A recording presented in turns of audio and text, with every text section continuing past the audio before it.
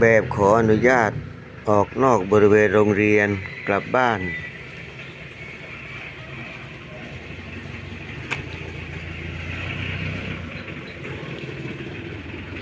ตรงนี้เป็นที่เก็บ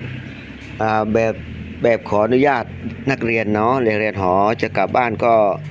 มาจัดการมาทำตรงนี้เนาะมีปากกา มีสมุดเรียบร้อยเนาะถ้าวางแบบนี้นี่หายห่วงแล้วเพราะว่าป้องกันได้หมดเลยตัวนี้เพราะว่ามันจะมีอะไรที่เนี่ยมันอยู่ตรงกลางพอดีเลยเหมาะเลยวางแผนลงตัวแล้วทีนี้ไม่ต้องลำบากเวลาเซ็นชื่ออะไรก็พากันมาเซ็นตรงนี้เลยนะเซ็นตามนั่นแหละตามช่องตามอะไรเนาะลงตัวแล้วตรงนี้แหละเพราะว่าแต่ก่อนเอาไว้ที่โน่นไกลมาก